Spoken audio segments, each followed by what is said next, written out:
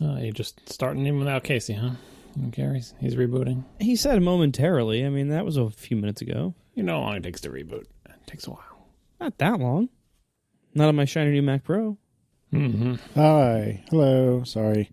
Rebooting your slow computer? Why you gotta be like that? It's faster than John's. That's probably true. I didn't have to reboot. I'm already running. The time I reboot is for system updates. I didn't have to. I just had this sneaking suspicion that I needed to. I have empathy for the machine, John. You've got that reboot feeling? Mm-hmm. Oh, my God. What is it? It was Top Gun, wasn't it? That's not where that song is from, but yes, that movie did feature that song. Take Me Home or Lose Me Forever, John Siracusa. Mm-hmm. You know, fun fact, Days of Thunder was the better movie between the two of them because they're the same movie. I'm pretty sure they're not. Days of Thunder was the better one. Why? Why do you think that? Because, well, everyone is going to tell me I'm wrong, and they're probably right, but I don't care because planes are not as fun as cars. What? I was waiting for a reason. I'm like, I figured, you had some reasonable foundation for your opinion, but no, that's not. No, let's talk about vinyl after this. High definition vinyl. Yeah, exactly. I love that story so much. Like, they're like, if only there was some other, round music medium that was longer than a vinyl record and could allow for more precise audio. Right. Yeah, so I read it. I thought it was going to be like high definition vinyl, but instead it seemed like it was just a way to more precisely make vinyl, but everything else about it was the same. Like, it wasn't higher definition. It was like, if we could really carefully carve grooves in vinyl, like more carefully than usual. It's like, all right, I guess. I mean, sure. Like, but it's not. Oh God, I don't understand. Like, I thought it was going to be like a higher density, or it was going to do like, I was kind of imagining that it would make little pits for like ones and zeros. Like, it would be like vinyl, but CDs on vinyl, you know what I mean? Like, there's lots of things you could do to make actual high definition vinyl, but instead they're just more carefully carving grooves in vinyl. Yeah, I've been sent that a couple times already. I just think, like, as somebody who has now seen, all the sides of this, like, the appeal of vinyl has nothing to do with its sound quality or fidelity or dynamic range or any of the things they're proposing to increase. Like, if you want those things, you shouldn't be using vinyl at all. You should be using digital sources. Like, this is just crazy to me. Anyway, we should start with follow-up. iOS 11.3 has a new battery throttling notification, which we were made aware of sometime in the last week. Stephen Devine was the first that I noticed to send us an image. It reads as follows. This iPhone has experienced an unexpected shutdown because the battery was unable to deliver the necessary peak power. Performance management has been applied to help prevent this from happening again. Like the passive voice. Performance management has been applied. Who applied it? What happened now? Yeah. The iPhone experienced an unexpected shutdown. It experienced it. Well, that is kind of true. It did. The phone did experience. At least didn't blame you. There is actually no actor in that situation. The phone did experience something. You shut down your iPhone because of a problem. Yeah. No, I'm very happy that they are notifying the user when battery throttling happens. That, big picture wise, that's good. They should have been doing this all along, and that would have made the problem a lot less severe. I don't think the wording they've chosen here is particularly helpful or even honest. Performance management has been applied. I don't think a lot of people are going to correctly know that means your phone will now be slowed down. Like, that's a pretty big difference than performance management has been applied. That is a dark pattern euphemism that is intentionally written to mask the truth, to confuse and kind of hide what's actually going on in this huge paragraph that they know most people are not going to read, and if they do read it, they're not really going to understand what it's really doing. I wish that would have been a little more clear in the language, but at least they're notifying people. I just wish they were notifying them in a more honest way. They don't offer any remedies. Like, the dialogue should say, okay, like, here's what happened, and what? Is there anything I can do about it? Actually, in this case, there is. What you can do about it is get a new battery for your phone, right? Like, right, exactly. They should offer something. Like, it's not even, as far as I can tell, it's not even a place like, tap here for more information. Like, if a user is interested enough in this very confusing, vague, like, it could mean a lot of different things, and you say, I want to know more because it sounds like something bad might have happened to my phone. Presumably they know something bad happened to the phone because they were using it 2 seconds ago and then the screen went black. and I had to wait for it to reboot, right? So if that happened to me and then my phone came back and it said this, I would be like, well, what can I do about that? And Apple has answers. There are easy answers. Hey, go get a new battery. But they don't offer that in this dialogue anyway. Yeah, like they could be a little more straight. You know, they could say like, your battery can no longer run the phone at full speed. Like that is more direct. That is telling them like your phone will be slow. It's the battery's fault.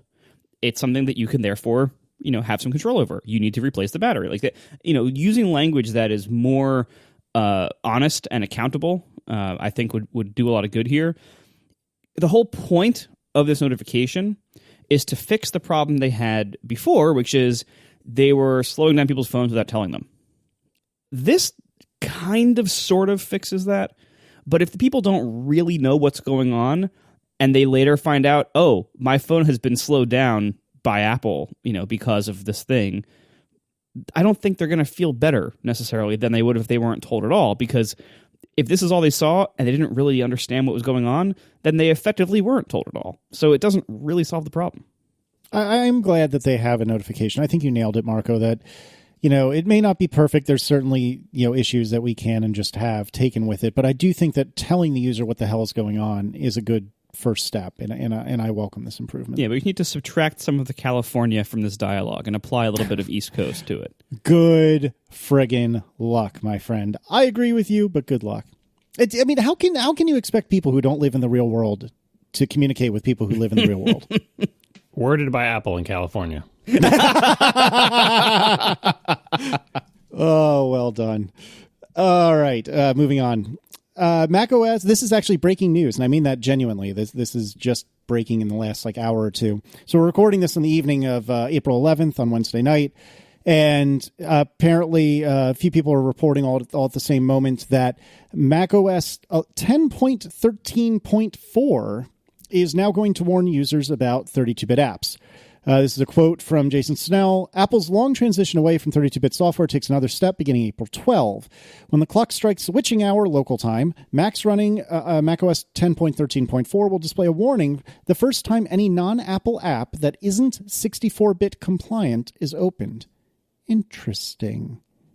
I mean, this isn't that surprising. They're clearly, you know, like they have not been that secretive that like 32-bit support is on its way out. This is, it's just like what they did on iOS when iOS 11, I believe, was the one that dropped, right? I think so. Yeah, and so like for iOS 10, like 10.4, whatever 10.3, whatever the last version of 10 was, they started showing this alert then, and you know, over iOS apps, and they added a little section in settings where you could see which of your apps was 32-bit. So that's nice. You can do this. I think it's going to be more disruptive on the Mac, like we mentioned briefly last week. But you know, telling users what's about to happen before it happens in 6 months to a year, or whenever it would be, is certainly a good thing. This dialogue, I think, is better worded. This one actually tells you what the problem is. I don't know. I've always found these apps, like when the one happened on 10 point whatever, nobody I knew who didn't already know what the dialogue was about guessed correctly from the thing. And I don't know how they should word it, because people don't care about 32 versus 64. But what it actually says is, so it's a 2-line dialogue. It's got the bold line and then the longer non-bold sentence underneath it. It says, whatever the application name is not optimized for your Mac. Now, oh yeah, this actually is a terrible dialogue. Now is not optimized for your Mac. That's not really true. Like I know what they're trying to get at, but it makes it seem like the same app that was running fine yesterday now somehow, like, because people read optimized and think it means slower or something, and right. It's the same speed as it was yesterday, right? And then the other part says this app needs to be updated by its developer to improve compatibility. That's closer to true, because the app what the remedy is, developer of the app needs to do something. Like, you user can't do anything about this. The developer needs to do it. And why does it need to be updated? To improve compatibility. Compatibility with what? Compatibility with an OS that Apple is going to release sometime in the semi-near future. That's what the compatibility. They don't say that, but that's what it's about. So it's tough to word this one. I kind of get that, though. That's actually really bad. So like, so not you're right. Not optimized means it might be slow, which is very different from it's going to stop working in 6 months if you update your Mac OS. And when the iOS dialog came out, if I remember correctly, I think it says something along the lines of that it won't work in future versions of iOS or in a future version of iOS. But this, like, to improve compatibility, that's pretty euphemistic too. That's like, what they should say is this app needs to be updated by its developer to work on a future version of macOS. Something like that, that's even a little more vague about the timeline, but just to say, like, improved compatibility doesn't mean anything. Not optimized means it'll run slowly. The truth here is this is going to stop working completely soon.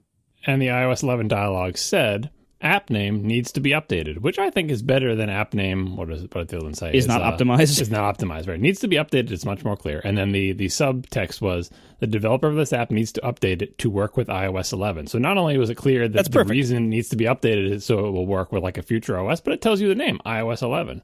So yeah, the iOS dialog was definitely better. Yeah, that is perfect. Oh, wait, before we move on, so that dialog has buttons. It has an OK button, which is just like, okay, whatever, nothing happens. Your app will launch then, by the way. Like, it doesn't stop your app from launching. It just shows this the first time you launch it. And if you say, okay, it just launches, and it's just like it was the day before this dialog appeared. And there's a Learn More button. And the Learn More button takes you to Apple's knowledge base article about this, which is pretty good. And it explains, what's going on in more detail than the dialog, obviously. Which, by the way, this is, the iOS thing lacks this. It doesn't. There's no place to get more information. As far as I can tell, I don't know. I should try to get that to come up and tap it or something. Anyway. The part that stuck out to me in this knowledge base article is when it gets to the point where, like, it explains to you, like, you can't do anything about this. The developer needs to update it. This is why, blah, blah, blah. Near the end, there's a section that says, how do I get in touch with the app developer? Which I think is a good question. So you telling me, people see this dialogue and they say the developer needs to update it. And they're like, developer? Like, do I even know what that is, let alone who it is? How would I find the developer of this app? And if I was tasked with writing this, I would find myself writing like 7 paragraphs about like, well, so sometimes it's not an individual, sometimes it's a company, sometimes the company that used to make the application is gone. Like how would you find the person? Maybe they've moved on, maybe they don't have that job anymore, maybe no one is maintaining this software. There's no 100% sure way to find the person who wrote this, but of course they can't do that. Like, they're not going to go on for 20 pages. So they have a very short bit of information that, like, I can't think of much better, but this seems bad to me. The easiest way to contact a developer is to look them up on the web. To find the name of the developer of an app, open the app, click the app name in the menu bar, and choose About. So they send you to the About. It's 2 sentences, right? The first one, it says, look them up on the web. What if the developer is John Smith? Look them up on the web? The About box, maybe it will have a link to their website, but maybe it'll just have a name, or maybe it'll just say My Cool Software Company Incorporated, 2010, right?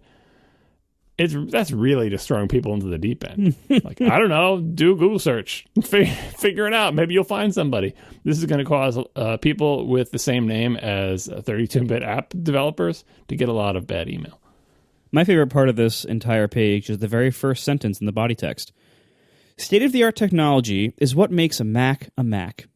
That was written years ago, though. Hasn't been updated, this knowledge base article in a long time. I was going to say, like, look at the Macs that are for sale today and tell me which of them have state-of-the-art technology. All of the Macs that are for sale, not just the most recent models. Let's see, does the MacBook Air have state-of-the-art technology? How about the Mac Mini? It is still a product in their lineup. We are sponsored this week by Molekule, a complete reinvention of the home air purifier. This is not just an improvement on existing outdated technology like, say, HEPA filters, which you might have heard of. Molekule is a breakthrough science that actually is finally capable of destroying air pollutants at a molecular level. And this includes not only, mold, allergens, even bacteria and viruses, which I found kind of amazing. This sounded to me, when I first heard about this sounded really out there and kind of too good to be true. But it's actually been extensively tested and verified by third parties, and it was even backed and funded by the EPA. This is the real deal. And they sent me one. It is pretty nice, I gotta say. I can't say whether it's like fixed my allergies yet, because I've only had it for about a week. But I'll tell you one thing, this is the time to try it, because I think the pollen season is about to kick in full force over the next couple of weeks. So I'm really glad I have this right now. And Molekule has actually been personally effective and verified by science, but most importantly, it's been tested by real people. It has already helped allergy and asthma sufferers around the country better cope with their conditions and significantly reduce their symptoms. One of their customers even told them she was able to breathe through her nose for the first time in 15 years. I totally understand how you can get there. And this thing, I gotta say, it's really nice. It's pretty big. At the higher speeds, it's a little loud, but the lower speeds, it's actually very quiet. And I'm very, very happy with it. I keep mine in my bedroom now, and I'm thinking about buying a couple more for the rest of the house. So far, I like it a lot. I'm really very impressed by it. It leaves the room smelling like nothing or like fresh air, not just like ozone or some scent. It's really quite nice. I suggest you check it out if you are an air filter person, or if you feel like you need an air filter, or you suffer from allergies or asthma. Check out Molekule. You can get $75 off your first order with code ATP, and you do this at molekule.com. It's spelled like the word, but switch out the C for a K. So MOLEKULE. Molekule with a K. That's molekule.com. $75 off your first order with code ATP. Thank you so much to Molekule for sponsoring our show. Sean Harding writes, hey, I had one of those ProClip mounts that went into a gap in the dash for my Audi S5. It not only went in the gap, but also had adhesive. I was hesitant, but gave in. And I lost my desktop. Hello, sorry, things are happening on my computer. Where the did that go? While you were reading, did the window disappear out from under your eyeballs? Well, because I was opening a new window before I started reading all this, and then it opened, and then things disappeared. Wow, your computer is slow. Oh, would you stop? God, you're so mean to me.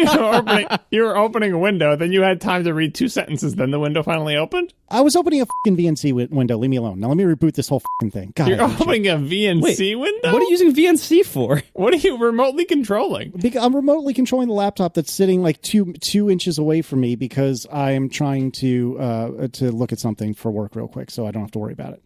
Are you doing air traffic control during this podcast? Is that what's going on? Are you trying to land planes at Dulles? That's exactly what I'm doing. We aren't talking about the Mac Pro yet. You can't be paying your bills and stuff yet. I know. We're getting there. All right. So let me just reboot this whole damn thing. Sean Harding writes, I'm rebooting. Not literally rebooting. Oh, the segment. He's trying to keep that out of the show, but I'm pretty sure it's going in. No, it's not going in. Please, no. Sean Harding writes, I had one of those ProClip mounts that went into a gap in the dash for my Audi S5. It not only went in the gap, but it also had adhesive. I was hesitant, but gave in. And now I have a big gap in the trim and adhesive residue. 2 thumbs down. So the ProClip mounts that I was talking about last week that go in your car, like they're made for each individual car model. Certain, the design of certain dashboards and stuff, like certain ones are going to be easier or harder to affix something very securely to than others. I lucked out in that mine just uses the air vent and just kind of uses like a pressure fit inside the air vent, top and bottom, so that it doesn't leave anything behind and there's no like permanent dash damage by it. But if your car is one where it has to do something a little more aggressive, then that makes sense to have that be a problem for you. It isn't a problem for me. Also, if it's a lease, maybe you don't want to mess with the dash because who knows what they'll say about that when you try to give it back. The thing about the vent ones that some people wrote in about is they're like, oh, isn't it bad to keep your phone there like in the winter with the heat blowing out of the vent on it? And I just assume that every car has like that little dial or whatever that lets you turn off the vent. And I would suggest that in the winter, if you have your phone in a vent clip, turn the vent behind the phone off so heat isn't constantly blowing in the back of your phone, because that's terrible. In the summer, with air conditioning blowing in the back, that's probably great because it gets pretty hot in the car with the sun beating down on your phone, so that'll probably even out. But if you have no dial because your car is a weird, super modern thing where there's no way to control the air vents except for a tiny dot in the middle of a giant field that you drag around as a vague way to suggest to the car where air might come out, that sounds pretty cool, to be honest. I haven't seen it yet, but it sounds pretty cool. Yours doesn't have that? I thought that was on all the Teslas. No, it's only the Model 3, which I haven't seen in real life yet. But so if you just want to turn off the vent that your phone is attached to, though, I'm not sure how you can do that by dragging a puck around a little ice hockey rink. I actually, as far as I know, I don't think I can turn off a vent. They have little like slider things you can redirect it, but I don't think I can turn that vent off. You don't have the little dial? No, but this isn't a problem in reality because automatic climate control never has the heat blowing out of the center vents. It's always blowing in the feet vent, the defroster vent, or both. But it's never blowing out the front vents. That's not how you're supposed to heat a car. Why wouldn't you want it out of the front vents? Because you don't need heat blowing in your face. You need it blowing on your feet. Sometimes my face is cold. I'll tell you where I want the air. I would not consider this a big problem in reality for almost anybody, because the way you're supposed to be climate managing your car, you shouldn't really be blowing a lot of hot air through the front vents anyway. And also, If you're using your phone in a dock and running like Waze or something, it's already running so hot that it actually might improve the heat efficiency of your car to be blowing it across your phone on the way to your face. Because the phone is 150 degrees, but the air coming out of the vent is 75, so it's actually cooling it. Exactly. All right. With regard to my beloved blue towel, speaking of car-related things, Ndig5 writes that the surgical rag that I use is called a Huck. Huck. It's a sterile towel used to dry hands after a surgical scrub before operating, and apparently he has a million of them. And then Eugene Friesen writes in that they're actually available on Amazon, so I'll put a link in the show notes. I was not aware of this, which is super good news because I kind of need some. We also got some feedback about whether or not it's plastic ventilating onto the interior of your windshield. John, do you have any thoughts on that, or do you not care? Yeah, no, it's true. Outgassing from that new car smell and various other things that you smell in cars, outgassing from carpets and from plastic, and a lot of that crap gets all over your windshield and makes it gross. Fun. Finally, or almost finally, actually, car subscriptions. Zach, a friend of mine, asked, why not have like a Lyft subscription? Like insurance, the light users would subsidize the heavy ones. That sounded like a brilliant idea. And then fast forward like 3 days after I heard this feedback from my buddy Zach, and I somehow saw an article or a headline or something like that about how Lyft actually is or will soon be offering subscriptions, which I didn't know was a thing. This is the kind of thing that like it's nice in a lot of situations, and it might even prove to be nice in the majority of situations for some people. But the great flexibility of having your own car parked in your driveway or in your garage or near or in front of your place is that it's always there ready for you. It's dedicated capacity just for you. If you're relying on not public transit, but if you're relying on like services like Lyft or Uber or other like kind of car share services, there's only a certain number of cars out there at any given time, and they're only in a certain number of places, and they're a lot less densely available once you get out of the major cities. When you have your own car, it's always there ready for you no matter when you want to use it with zero wait or close enough to zero wait. When you're relying on something like this, it might work 9 times out of 10, but then the 10th time you go to use it, there aren't any for the next 45 minutes. Or it's a spike because of demand, or the nearest one is, too far away and doesn't want to take your ride, or you keep getting the same one over and over again. That's some driver that's terrible that you don't want, that their car smells like smoke and cats and stuff. And it's like when it's yours, when it's your car, it is always there ready to go. And so depending on how important that car and the mobility are to you, and I think for most people in most of America, it's very important because the public infrastructure just isn't there for most of us. Having that car be dedicated to you, having your own that's always ready to go, that's always right there, that's always yours, and you can put your stuff in it, and you can know that it's always going to be there and be ready, that's going to have a pretty big advantage for a lot of people. So I don't see personal car ownership of some form going away. Like Lyft and Uber, that's not that. That's something else. The subscription is just another way to have cars that are yours. So that, I think, makes some sense maybe in the future, but it's never going to be totally replaced in America unless our density radically changes, which I don't see happening. Well, this is a psychological pricing ploy, like for city dwellers who are never going to own a car because they can't afford a parking spot for it or whatever, and use Lyft all the time anyway. You can convince enough of them to subscribe, essentially paying more, like Zach said. Most people will say, it's just easier to pay that subscription and not have to worry about the hassle of, paying each time and everything. And maybe that'll make me feel like, I'll use it more. I have a subscription. I'll use it more, right? And maybe they won't use it more, and so Lyft will end up making more money from the people who thought they were going to really totally use that subscription all the time, but actually take the same number of rides as they always did, and it ends up being a bad deal for them. But the few heavy users get a really good deal because now they can just ride as much as they want for a flat fee. So Lyft will figure out the economics of it, I'm sure, and try to. But it's the type of pricing psychology that can make everybody involved feel like they're getting a good deal, even though obviously, they're not, right? So Lyft would be happy if they make more money, and the users would be happy if they perceive the subscription as a good value, regardless of whether it's actually a good value.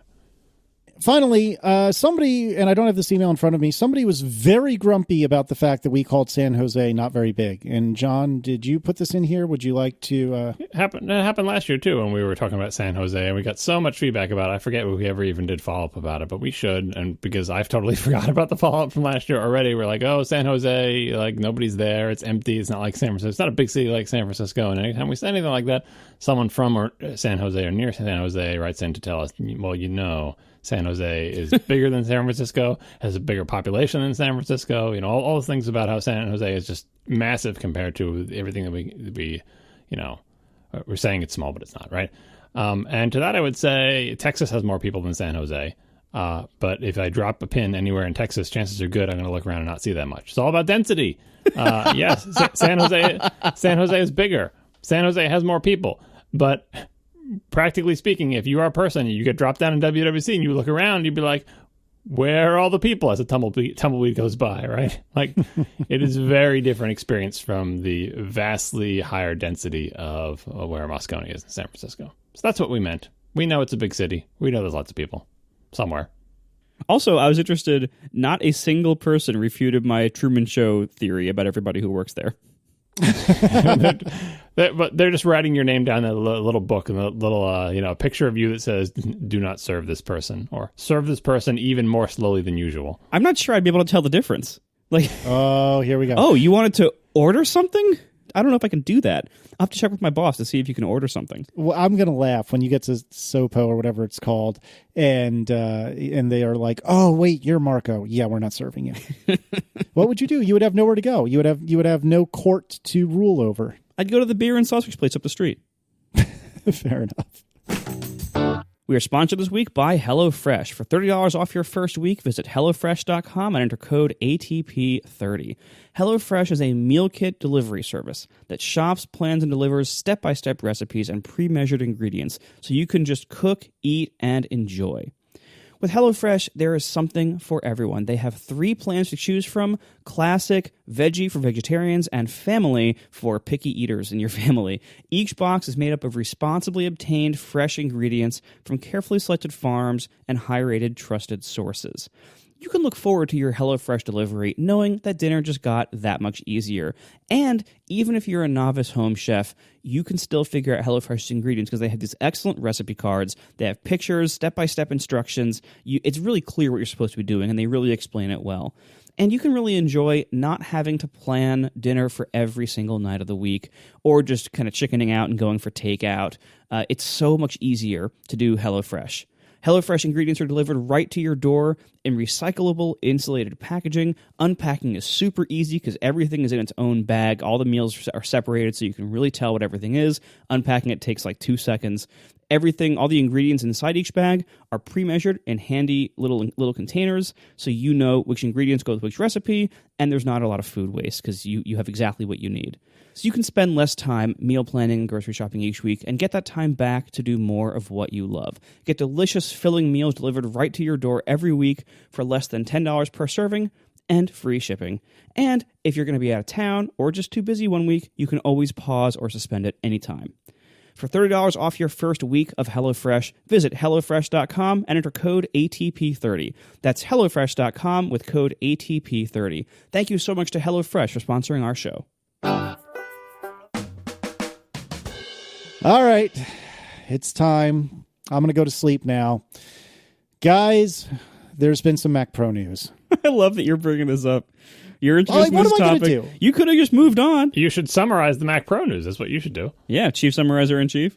I'm going to attempt to. So, friend of the show, said with no sarcasm, friend of the show, Matthew Panzerino, was invited by himself, which is actually kind of interesting in and of itself. I don't know if we need to unpack that right now or not, but Matt Panzerino was invited to Apple and was put in front of several different both executives and engineers and so on to talk about, hey, what's going on with the Mac Pro? And my summary, which I'm sure both of you will take issue with, and that's fine, but my summary is Apple wanted to give a little more insight into what's going on with the Mac Pro. We can and surely will pontificate about why that is, but one can assume, and I think they actually said that, hey, we don't want you to make purchasing decisions on the hope that the Mac Pro is coming out later this year. So they made it plain that it will not be out until 2019. They said 2019, but we don't know when in 2019. They said that, and this was what I found most interesting, they've created a workflow group, is I believe what they called it. And what that basically means is they have contracted and or hired creative professionals to sit literally next to the people who work on, say, Final Cut Pro and work on the Mac Pro as well, in order to better understand what their workflows are. And they cited an example, and I think it was Final Cut Pro. It doesn't really matter, but they cited an example of, these creative professionals, they open this one dialog in Final Cut Pro all the time. And it takes like 10 seconds to open this dialog. And nobody at Apple somehow knew this. And so because they're now sitting next to each other, the creative professionals walked down the hall and said, hey guys, can we do something about this dialog? Because this sucks. And sure enough, it turned out there was like an error in some driver somewhere or something like that, and they were able to fix it. So the point of all this is Apple is trying to engage with the broader professional community, people like us, and say, hey, you need to buy an iMac Pro, go buy an iMac Pro. Don't wait for the Mac Pro because you're not getting it for a while. Additionally, they're engaging with the broader professional community in the sense that they've asked some of these people to come in-house and help them understand what their workflows are. Which I think you can argue both that that's great and that's terrible, and I'm sure we're about to do exactly that. But one way or another, it is more insight than we've had into the Mac Pro in a long, long time. And it shows us that it's still a thing, which is exciting. It tells us roughly, with an emphasis on roughly, when it's going to be released. And they also said that, no, it's going to be modular. And I am happy to report, John Siracusa, that they are making it plain, or perhaps reiterating that they are making a display for it as well. Reiterating. Old news, not news. There you go. Still, I know you're very excited, and I am happy that you're happy. That is, I think, my summary. And as much as I'm snarking about this is actually pretty fascinating, even for me. I don't see a Mac Pro in my future, but this is really, really, really interesting and a very different approach than Apple's taken in the past. And whether or not I view a Mac Pro as something I need to buy, and honestly, I don't think it's something that any of us need to buy, but we can argue about that another time. I still think that this approach is really fascinating. So with that in mind, I will open the floor. Perhaps we can start with Marco. What are your thoughts? I mean, to me, this has been positioned and summarized by many, including Chief Summarizer in Chief, in part, as a Mac Pro, roundtable successor from last year. But there's really no new information here about the Mac Pro. The only thing that we know about the Mac Pro that we didn't know before is that it's definitely not coming out this year. That's the only thing that's new here. What this was really about, I think, is setting expectations for WWDC to come and go, and for the rest of the year to come and go, without pros saying, "Hey, where the heck's the Mac Pro?" That's really what I think this was about on that side, and then to kind of paper over that or to offset that with something that's positive by showing off that they have this new, kind of like in-house study of pro users in their natural environment and seeing geometrically speaking, this announcement was an open-faced shit sandwich that fell face down on the floor. Right? Because you get the bad news. There's no good news, bad news, good news. You just get the bad news, and then you get the good news. So the bad news is no Mac Pro this year, and the good news is I look at the pro workflow team. Isn't that cool? And, honestly, this is, heavy on the PR puff, obviously. And not from Panzer, but from Apple. And there's not a lot of new information really here, but it is interesting that this pro, group thing was created there and is being observed and being worked with. That is the more interesting part of this announcement by far. The actual, again, there's no information about the Mac Pro. We don't know anything about the Mac Pro except it's not coming this year. I can speculate on why. We all can. Many of us have. Honestly, I don't think it's that interesting yet because, again, we have no new information except that, that big hole in the timeline of it's going to be next year, which I'm glad they said it's going to be 2019 as opposed to it's not going to be this year, because then it could be 2025 or never. So at least they committed to a year. You can also speculate, as many people have, why is it taking Apple so long to develop what should probably just be a fairly straightforward like tower or something tower-like? The answer to that's most likely is that last year, like about a year ago when they had that roundtable, I think it is very likely that they literally had not even started yet. That it was decided within a very short time before that they were going to do this.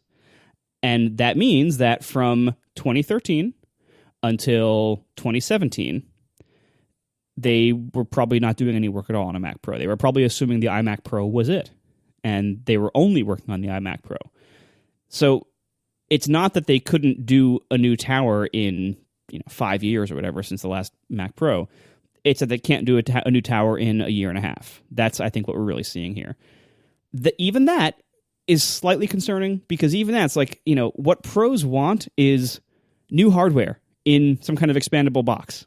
We don't need fancy designs. We don't need, a lot of different types of, quote, innovation. We just need new guts in a box.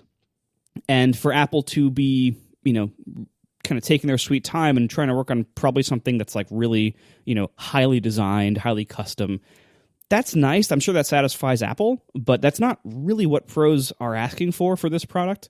But I don't think we can talk Apple out of that kind of design anymore. I think that's kind of just what they do. And from that point of view, the timescale seems reasonable, that they just started last year and they're not just doing something basic, even though many of us want them to do exactly that for this product, because they can save the innovation for all of the rest of their products, including the iMac Pro, which is fairly innovative in a few ways, and it's really nice. I really like the iMac Pro.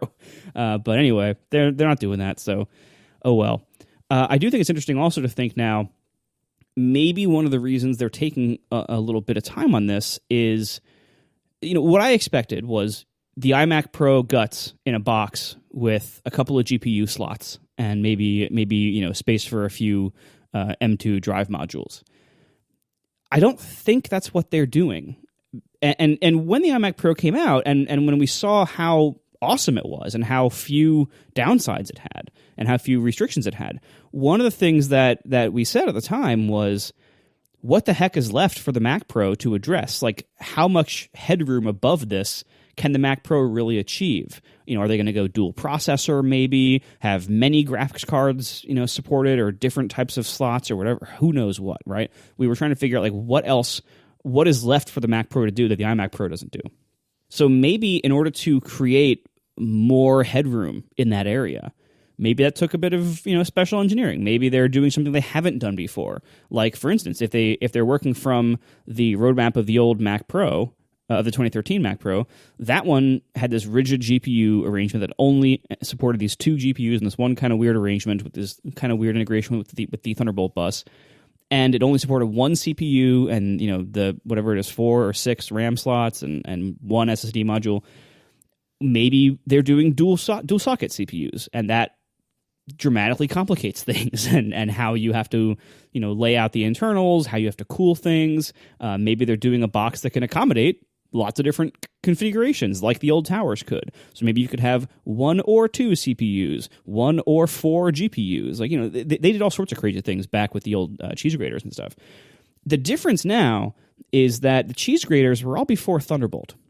There was a lot less internal PCI Express bandwidth and things like that had to be allocated to external storage. And GPUs were lower bandwidth, and everything was lower bandwidth back then. And so to design something now, you have to really consider like how you balance like PCI Express allocations and lanes and speeds between internal and external stuff, how you route video signals over the Thunderbolt, and how you do you route the output of the GPU to a Thunderbolt port on the back? Like, how do you do that? It's fairly complicated to design a really good Mac Pro tower with modern features and modern bandwidth and everything else.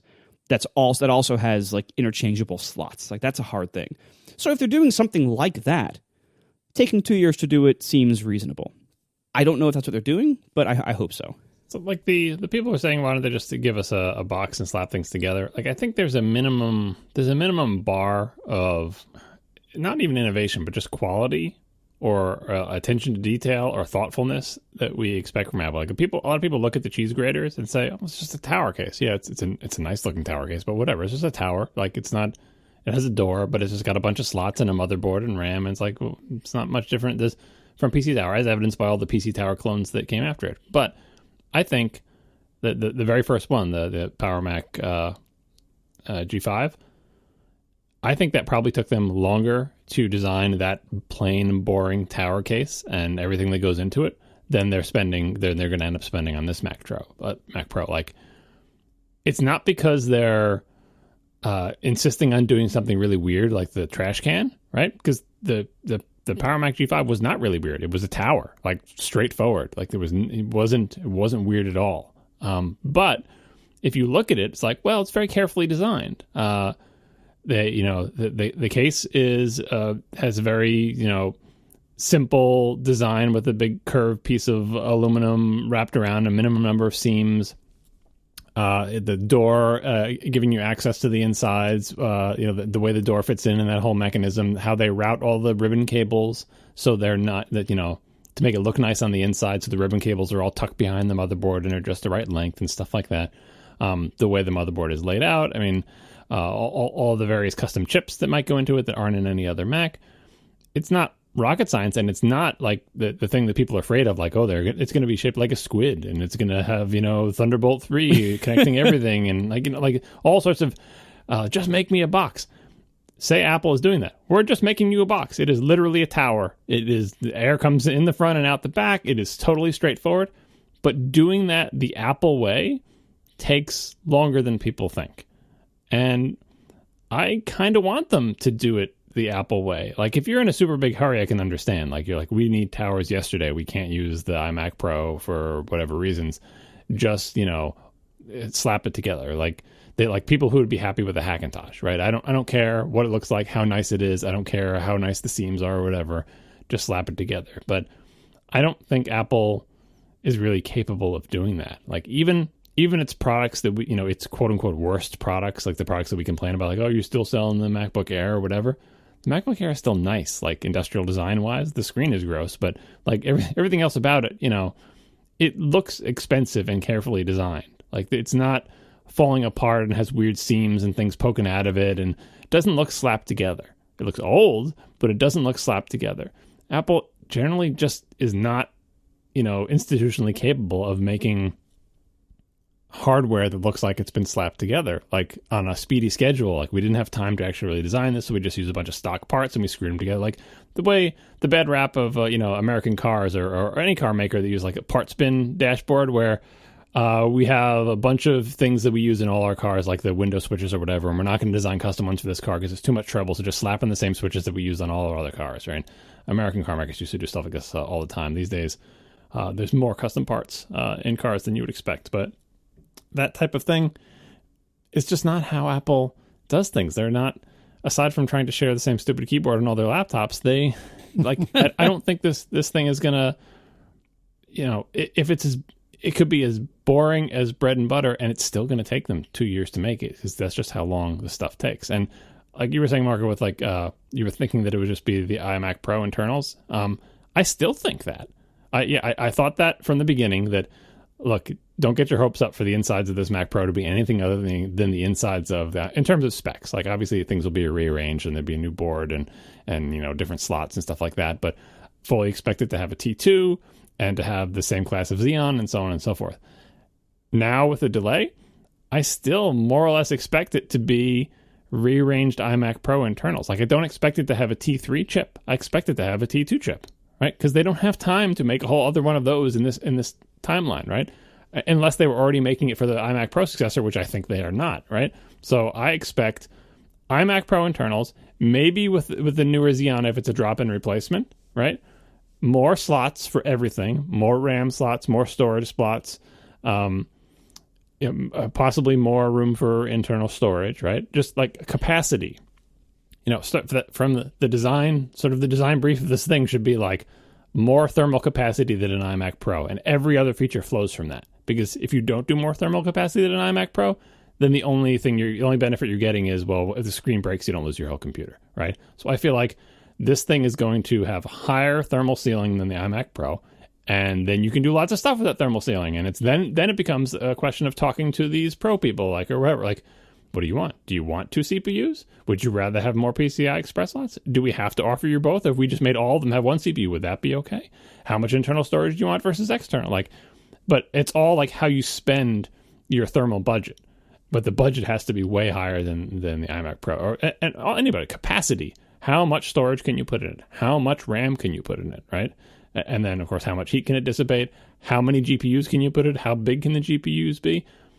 And then finally, like you said in the iMac Pro, one of the reasons you like it is because it doesn't sound like a hairdryer all the time. And this, to make a big tower computer that has high thermal capacity but is also reasonably quiet, is tricky. Like, I think about all the PCs I see and sometimes lust after that have these, nicely designed PCs that have big cooling capacity and try to be quiet. That doesn't happen if you just take a box and slap a bunch of fans in it. Like, you have to be thoughtful in some ways to make sure you don't have any weird hotspots because you didn't think about this component over there. Like, I know people who build seats are like, oh, just get a really big diameter fan and put a whole bunch of them in there, and it's like straightforward. You just put pieces together. But hand assembling a PC like that, unless you have lots of experience and know exactly how everything's going to work with a bunch of custom parts, can lead to weird things where the heat gradients that you didn't expect, or a particular component that is not getting adequate cooling because there's just no way to route air to there, and it's hacky and it's not up to Apple's quality. So I think that even if Apple is making the most boring box we could possibly think of, that they are going to do a better job than I think some people would want, those Hackintosh type customers. And as far as I'm concerned, as someone who doesn't need this thing right now, although you may disagree when you think to how old my Mac is, but I would rather spend the time to make, even if it's a boring tower, spend the time to make a boring tower that's as nice as a cheese grater. Spend the time to make it look nice. Spend the time to make sure that it's super reliable, that it's quiet, figure out a way to make it quiet.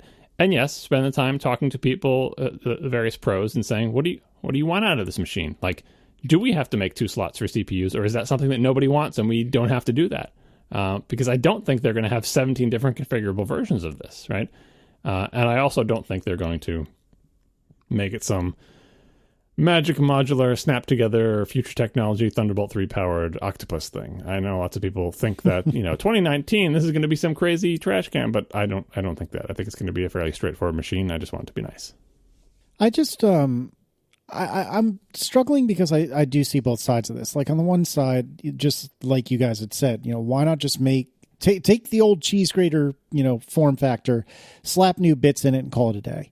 But there's been a lot of changes to the Mac in the last couple of years. What used to be, for the purposes of this conversation, what used to be just vanilla Intel motherboards with vanilla Intel chips on them now are not quite so simple. We have, the T2 that one of you guys mentioned earlier. We have all these different, coprocessors. We have a touch bar that we've never seen be external to the device. We have a secure enclave. There's so many different things that make this so much more complex than before. And when you also add modularity into this, because there's basically no Apple computer sold today that is as modular as we are expecting and being told that this will be. And I can't imagine it's easy to keep up with these extremely stringent security requirements while also doing this this modular thing. So as an example, like this Phantom Apple display, this new cinema display, if you will, presumably that's going to have a camera in it, an iSight camera in it, or FaceTime camera, or whatever they're calling it now. Presumably they're going to want that to be controlled by, the T2 or whatever it is that controls them these days. How do you do that when it's not part of the device itself? How does that work? So, yeah, you could just say, screw it. If somebody can hack your camera, well, tough nuggies, you made this bed yourself. But that's not Apple's way. So I understand all the angst about, we'll just, use a cheese grater, put some new bits in it and walk away. And I could make a pretty good argument that they should do that and then do the real Mac Pro afterwards. But just like you said, John, like that's not Apple's way. Apple's way is to make this interesting and innovative and smart. And I think and I hope that's what they're doing. Well, nice. Like it doesn't have to be innovative because like as a cheese grater, is it innovative? Like what's innovative about the cheese grater? The only thing that's innovative about it is how nice it is. Like it's not. It's just a tower case. Like the CPUs weren't arranged in an octagon. It wasn't cooled by like Jellyfish. Like it was just a tower case with fans, and it had hard drives and RAM and slots, and like it was very straightforward. But it's nice. The trash can was innovative. Wow, this tube shaped thing with a chimney design and a little triangle motherboard and 2 GPUs, and like that was an innovative design, and that's what people are afraid is happening. And I mean, I'm assuming, talking to the pros, that pros are not saying, please make it, really weird. Like they don't care what it looks like. I'm hoping that the influence of talking to these people will cause it to be more, will push back against any unconventional thinking that Apple may bring to the table. Like, what if we gave you something like this? I hope the pros go, that might work, but I know this will work, so why don't you just make me this? And by the way, this article, unless I'm mistaken, does not say that this pro workflow team was created for this. It just tells you about the pro workflow team. I have no idea how long the pro workflow team has been in Apple. Maybe they've been there for a decade advising the Final Cut Pro team and every pro Mac that they've ever made, right? This is just part of, to soften the blow of the Mac Pro not being this year. We'll tell you about a thing that previously we had no reason to tell you about, because what do you care what we do internally, right? But to make you feel like we're really paying attention, we'll tell you about this. Which I think is fine. Like if someone snarkily tweeted, congratulations, Apple, you've discovered user acceptance testing, which is snarky but probably wrong because Apple hasn't discovered it. Like I said, I think this has always existed. Maybe it's been ramped up. Maybe they've been given closer access to machines instead of just being given weird, disguised boxes and saying, what do you think of this? But this is the type of thing that you would hope any company's doing, but that the sort of the legend of Apple, the face that they present to the world doesn't include this. Like the legend of Apple is, we don't need to talk to people to know what to make. We don't do focus groups. We don't ask you what you want because you don't know what you want. We'll tell you what you want. We don't we just go off to the mountain and we come down with a thing, and trust me, you'll love it, right? And that's how we got the touch bar. Maybe not. I think maybe that's more of the focus group thing, or someone has an idea and you tell people, do you think this is a good idea? And everyone goes, yeah, that sounds like it might be a good idea, but people are dummies. Like it's the Steve Jobs school of thought of like, don't ask people. Like we are smart enough on our own to figure it out. If we ask people, we'll make mediocre stuff, because I mean, that's true of any product. Focus groups are death. It's like the Homer car from The Simpsons, right? Just everyone has ideas about what they think they want, but everyone is not a product designer. It's your job as a product designer to, synthesize their desires and figure out what it is that they really want, so on and so forth. But the more a company is perceived to be allowing the customer to lead them, the more it is likely to make mediocre products and to lose sight of true innovation. This whole innovator dilemma thing of like, if you just keep talking to your best customers, they'll continually ask for like what we do on the show, essentially. If you just listen to your mainframe customers, they keep telling you about how they want you to make better and better mainframes, and you missed the PC revolution, right? Because you're just like, well, all of our biggest customers say they want this and they want that. And you will never make the PC if you keep talking to your mainframe customers. You have to say, well, actually, there's another thing we should be doing. And those customers will never tell us to do that. There's a million business books about this, right? But Apple, we don't perceive as saying, we're not really sure how to make a pro computer. Can we get some pros in here to tell us, what do you like? Do you like this? Do you like that? Like it's from a position like of weakness, and we want them to just know everything automatically and just make beautiful things that everybody loved. Reality, of course, is neither extreme is true. Steve Jobs' Apple still took customer feedback, and like that's always been a part of the process. And this whole pro workflow team, I'm sure, does have some influence, but in the end, if Johnny Ive doesn't want it, it's not going on there. So, I think, this is one of the reasons you don't talk about your process, because once people outside the company start thinking about your process, it loses some of the magic, and you start worrying about, is that really the best process to do this? I'm not on the pro workflow team. What if they're not talking to me? In fact, we got some feedback about that from other people saying, yeah, they're talking to pros in film and video and whatever industries, but they're not talking to pros in my industry, whatever that may be, academics, R&D, scientific stuff, like I don't know, I forget what the categories outside of what they had listed that are on the Pro Workflow team. For all we know, the Pro Workflow team does include all those. They didn't tell us everything about them. But either way, if you don't feel like your views are being presented and you buy into the idea that it's that small group of people that's essentially dictating what this machine will look like, that doesn't feel good either. Because now when the machine comes out, you'd be like, oh, great, I bet this is a great machine for video editors. But for me doing medical imaging, it sucks. They should have had medical imagers in their Pro Workflow team. That's the difficulty of making any product. They're not going to make an entire line of Mac Pros to suit everybody's needs. They're going to make one that suits most people's needs, where most is defined as people Apple thinks will buy a Mac Pro. And at that, with the asterisk, we hope. It will suit most people's needs, we hope. Yeah, maybe they'll be wrong about that. Maybe, that's, again, with the process, like, wouldn't it be, for all you know, Apple, if you made this kind of computer, a whole new class of people would want to buy it and ignore the pro video people, because your real market is, like makers with their 3D printers and they need to do CAD on it. I don't know. Like, that's kind of Apple's job to figure out. But if your starting point is a more or less conventional tower with a separate monitor that's really nice and that has the same capabilities and performance profile as the iMac Pro, but with more capacity, that's a pretty good starting point for most people. And then they can ask for things here and there. But I don't think that Pro Workflow team is going to do anything other than have minor suggestions about a very conventional design.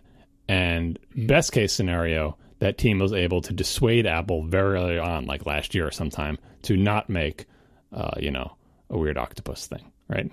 Say, don't go down that path. Like, you have some sketches. I hope everyone involved would say, that might be good, it might be bad, but it's an unknown, and you already did that with a trash can, so let's just reel this back in. Let's start with a box. I feel like, too, like there's different levels at which this kind of like user focus group or work group is useful or needed. It makes total sense to have people who use, say, the Pro apps work with Apple on some level and have Apple ask them like what they need and watch what they need and work closely with them to tailor the Pro apps to the needs of the people who buy them. But as you go kind of further down, I guess, the stack of the platforms, the operating systems, and then eventually the hardware, it gets less and less specific. The whole appeal of personal computing is that these machines are generalists. They can be used to do anything. Lots of different tasks can be done on these machines. And so the hardware and the platforms and the OS have to be able to support anything, because you never know what people are going to do. You can pick a few use cases and say, let's make sure that it works well for these use cases because we've heard that a lot of people use it for that or something. But you can never accommodate everything via user testing that people are going to want these computers and operating systems to do.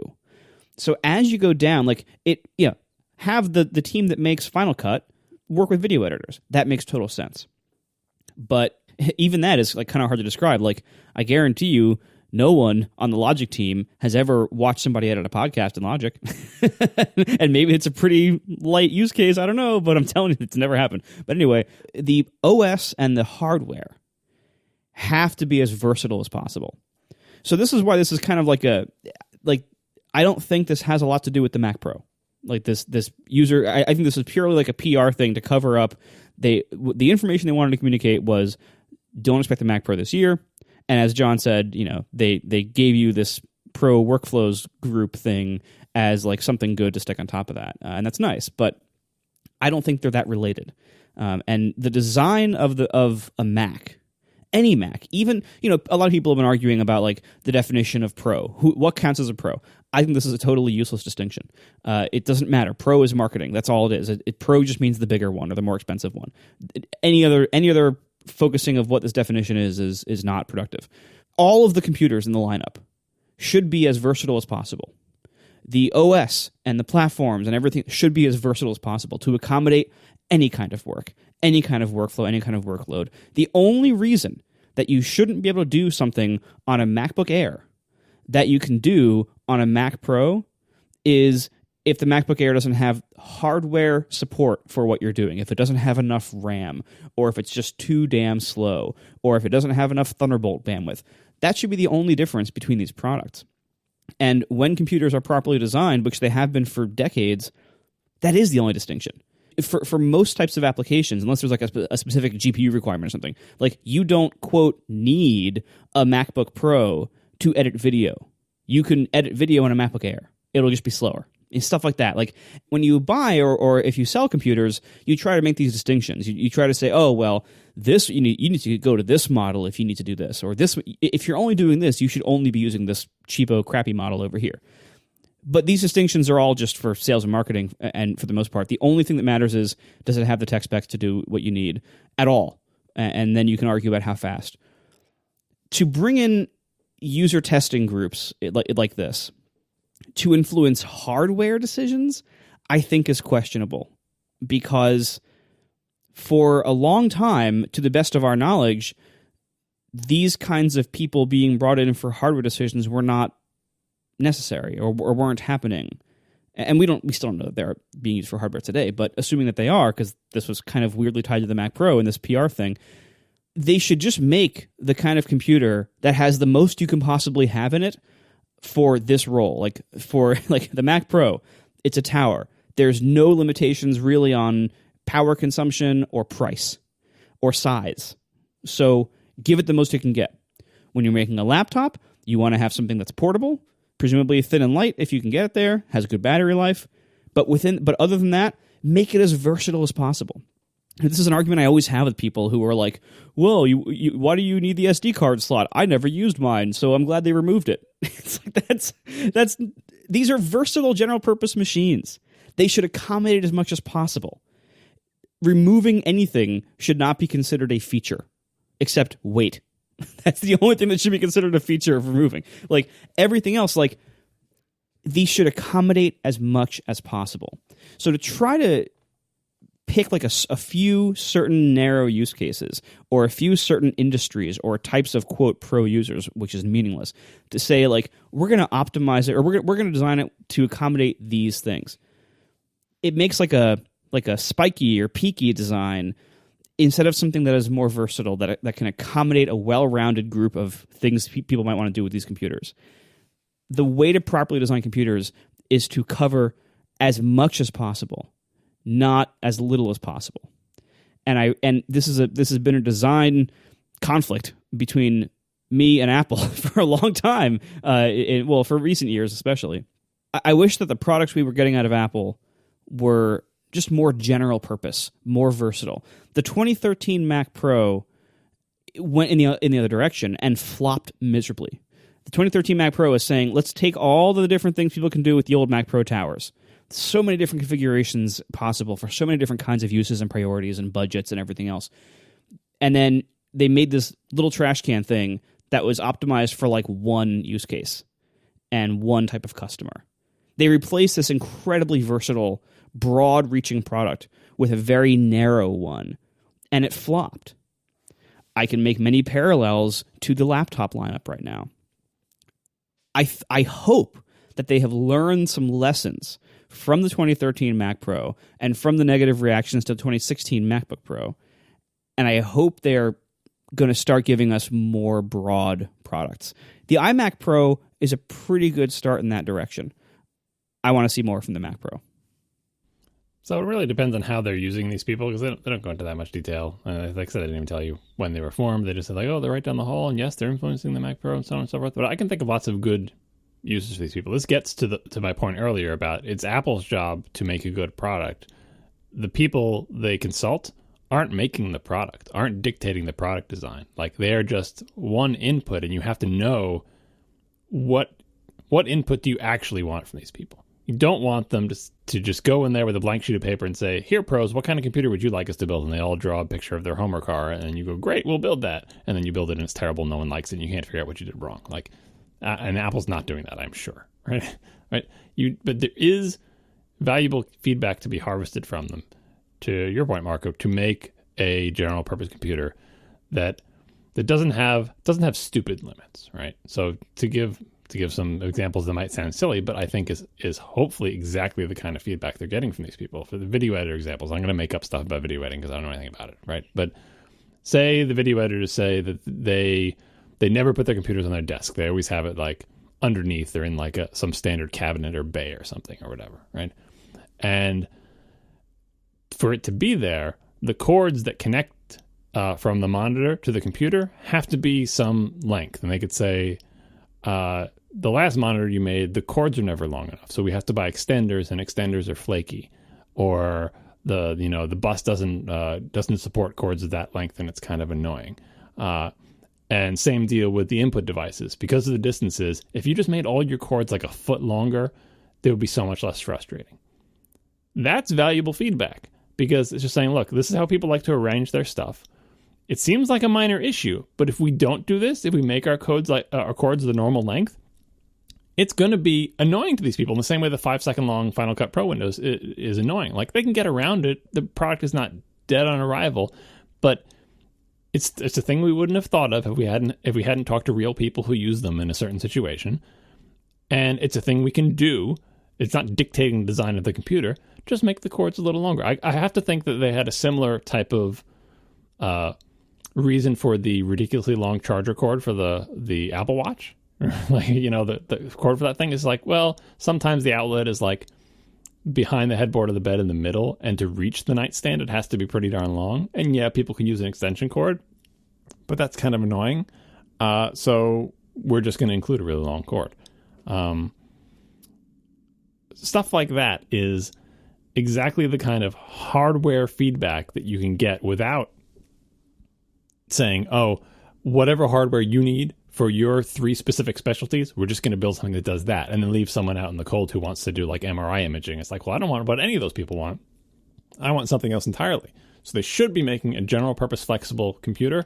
But if they can, to the goal of accommodating more use cases is you have to talk to all sorts of people. These people want a foot longer cord. These people don't want any lights in the front, or you have to be able to disable the lights. Like stuff like that you can just do that when you look at the whole computer, like, why are the cords so long, and who cares about turning off the lights? I certainly don't care about turning off the lights. And why does it have like slots in front and in back? Or why are they on the side instead of over here? And it's like, you shrug your shoulders and say, well, whatever, it's fine for me. But to make a machine that accommodates the most possible use cases, that's worthwhile feedback on a hardware level. You don't want it to be the homer and have everything that everybody wants, because it stops being coherent at some point.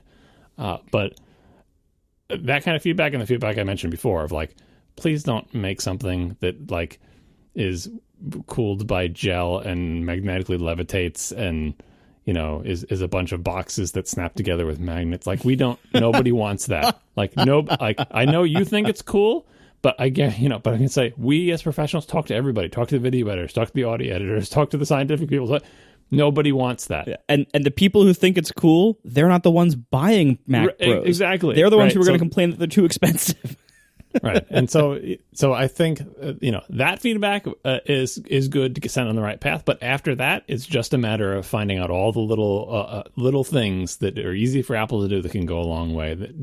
And that's perfect for Apple to brag about, like in their presentations. And we learned that, again, I'm making up all this stuff because I don't use them as context. But it's like, and we learned that in certain studios, people don't like to have lights. So if you want to turn off all the lights on your thing, you turn them off, and the audience would applaud if they also knew about this whole light thing, right? That's the type of feedback I hope they're getting. Is that it? For now. I don't know what to do. Don't worry, there'll be more. Don't worry.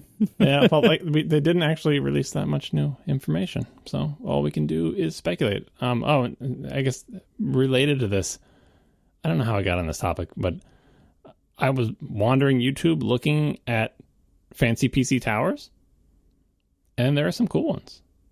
Because this is sort of I don't know, like Mac Pro methadone, right?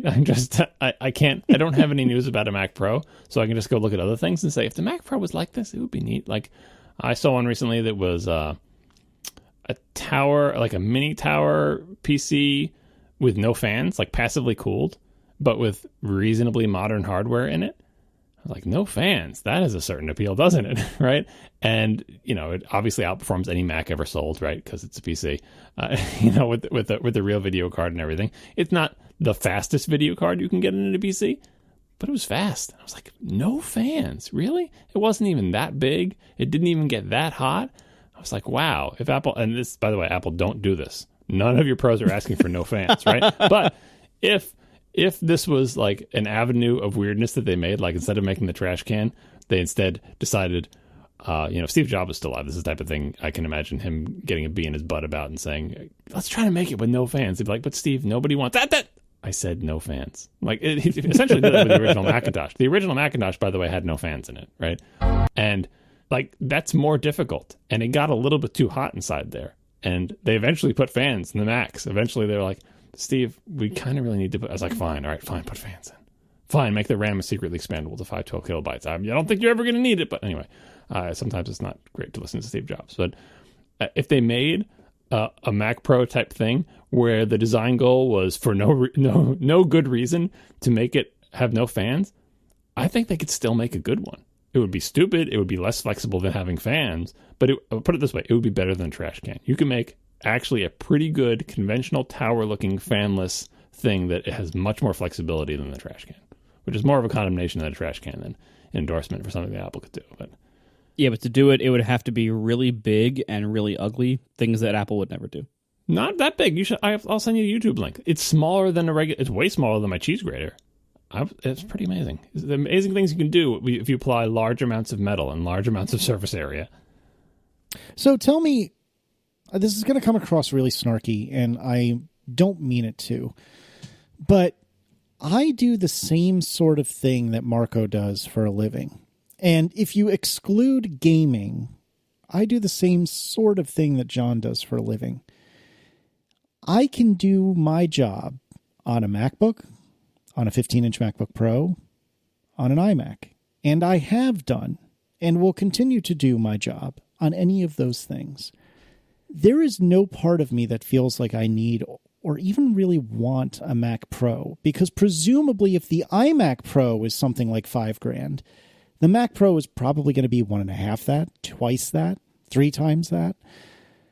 I don't really understand why someone who writes code, the kind of code that the three of us write anyway, why does one need a Mac Pro unless you want it to last 40 years? And for Marco, you go through computers as quickly as you go through underwear, so that's not a concern for you.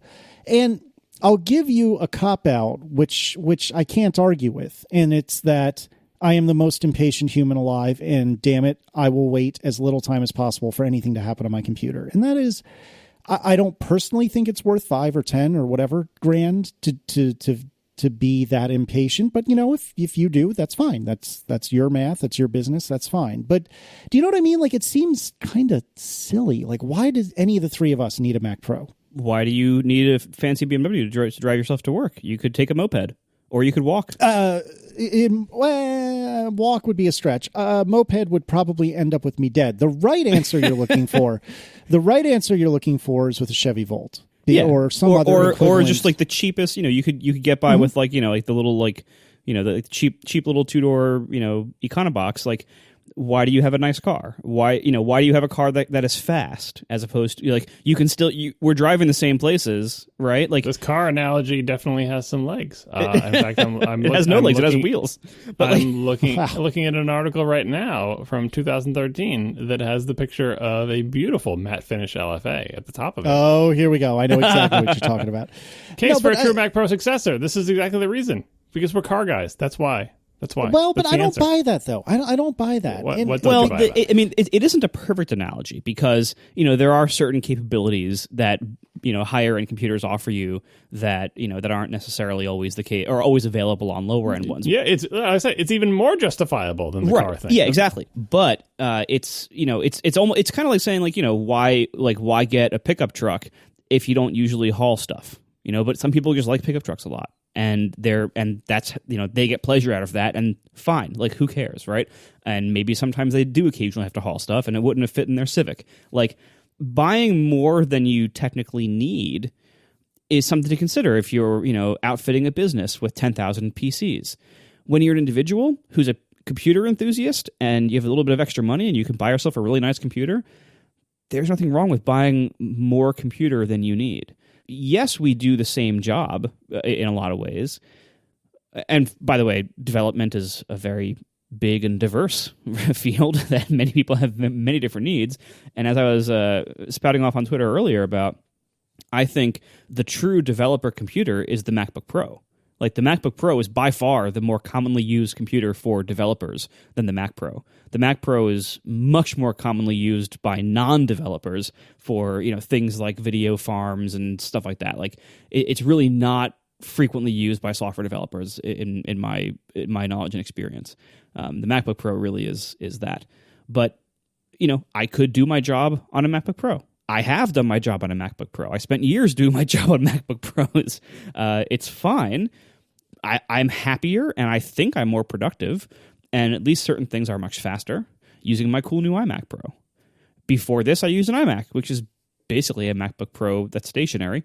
That was also really great for years, and that was good enough, but I can get a better one, and I really, in the same way that you really value having a nice, fast car, I really get a lot of pleasure out of having a nice, fast Mac to do my work on.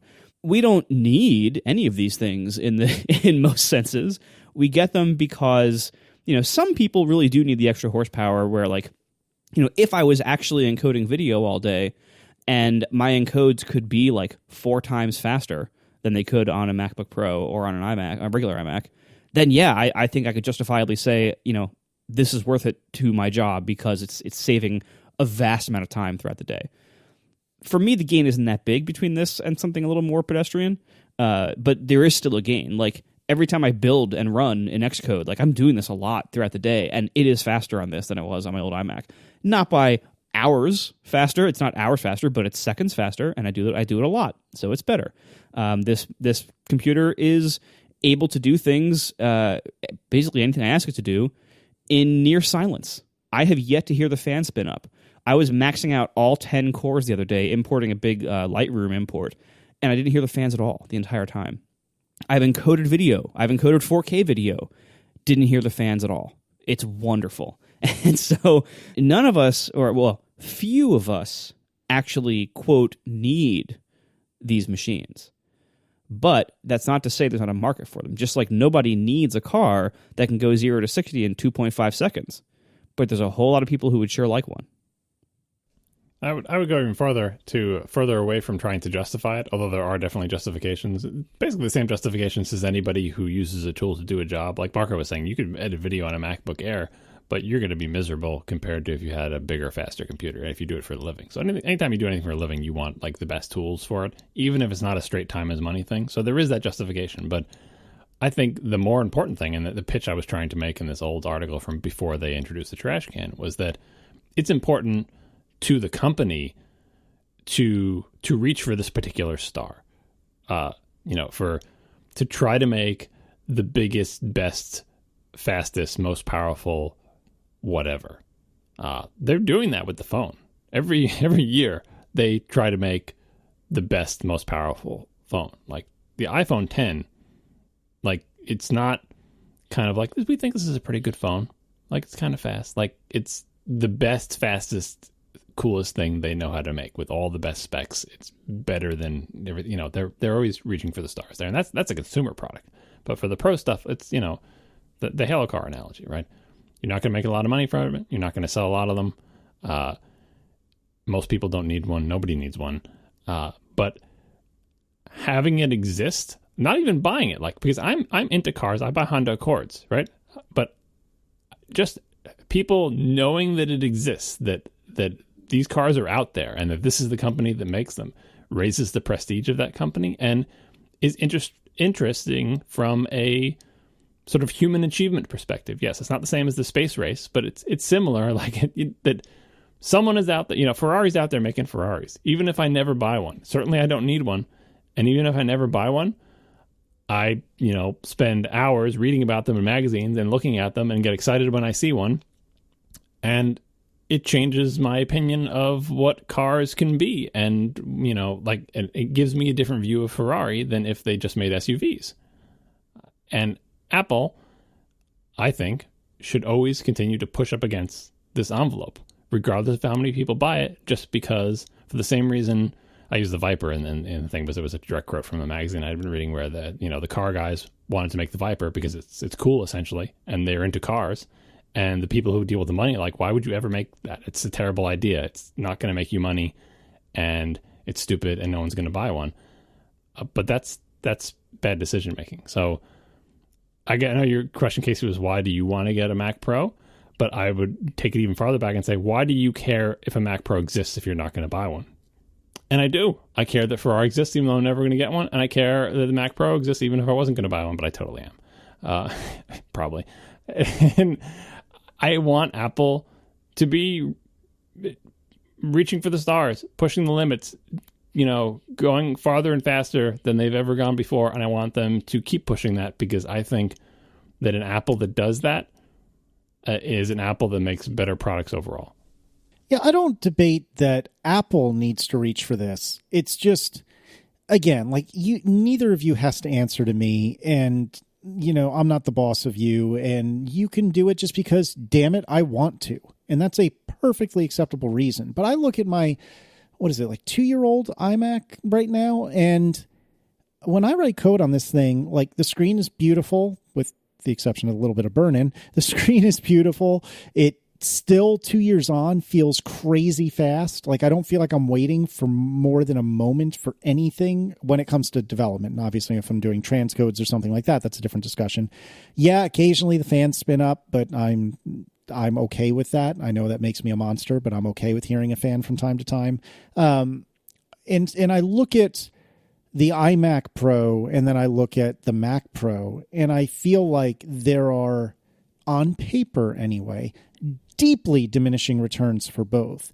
Like, to me, it's like, yeah, okay, if you're going to use the car analogy, like, yes, I spent a bit more to have a nicer experience when I drive 2 miles to and from work each day. 100%. And on the surface, it's not really that different from what either of you guys are talking about. But I feel like what a more apt analogy is like, well, why did you get the regular Ferrari instead of the hyper lightweight Ferrari? It's such diminishing returns. Like, why even bother? Or maybe a more apt analogy would be, a Hellcat will get you somewhere just as quick as a Ferrari will. As long as there are no turns. As long as there are no turns. But I mean, I guess this analogy is falling apart as well. It seems like it's way more money to get you not that much more speed. That's true of your BMW too, over my Accord. Over your Accord, it's considerably more speed. Over brand new Accords, no, it's not. Not proportional to the money. It's always diminishing returns when you get up to the top. It's always. By the way, if you're doing parallel tasks, it actually is that much more speed. Yeah, don't go back to the practical justifications. I want the total. I think totally on impractical justification alone, it would be worth it. But there are, in fact, actual practical justifications for it. It's again, like, you don't have to answer me and I'll let it go. It's really hard for me to understand why any human who lives in Xcode needs a Mac Pro. Like, I can see Final Cut. I can see Lightroom. Marco, you brought up Lightroom earlier. Mm-hmm. I can make a pretty good argument that Lightroom could justify a Mac Pro. But for someone who lives and breathes Xcode, or even more, like, 90-year-old programming languages like Perl, I don't get why one would want a Mac Pro, and I'll let it go. It's just Wait, don't you program in Swift? Yeah, you should be dying for a Mac Pro. It's not that bad. It's not that bad. I mean, the gaming angle that you mentioned before, though, actually is one of the more relevant practical ones. Because if you really want 100%. a Mac, like they force you to buy this gigantic, incredibly expensive thing, absolutely, just to get the good GPU. Not, I mean, the iMac Pro is a good GPU, but presumably this one will have a better one. And so, if you really are stuck on a Mac and you really want to play games on it, which, people say, why would you even do that? Why not just get a gaming PC? Blah blah blah. Like, it's we are oddballs. We understand that. We have to explain the practical reasons why people want them. Like, that's what all those pros are doing. Like, if you do it for a living and it will make whatever you're doing twice as fast or twice as reliable at the same speed, then that's the reason to get them. And it's the reason professionals buy professional stuff, period. Like Snap-on tools. Why do they cost so much more than Craftsman? Are they that much better? No, they're not that much better, but they're better. And if all you do all day is turn a wrench, get a good one. Well, but on top of that, they also had a ridiculous warranty, did they not? Craftsman used to be guaranteed for life, guaranteed forever before like Sears went out of business or whatever. That's true. I don't know. I'll let it go, but it's just it's an odd thing to me. Again, I am 150% on board with Apple pursuing this. I completely agree with you. And again, gaming is a pretty good reason. Because I friggin' want to. Leave me alone, Casey, is a good reason, which is what I'm mostly hearing. Lightroom is a good reason, but if you're just living in Xcode or Terminal or Visual Studio Code or what have you, it seems a little weird. Well, I mean, this is my home computer, though. I'm not getting it for work, you realize. Like, I would never be able to justify to work why they should get me a Mac Pro. I can't even justify work for them to get me an iMac, for crying out loud. It's going to be a stupid laptop, right?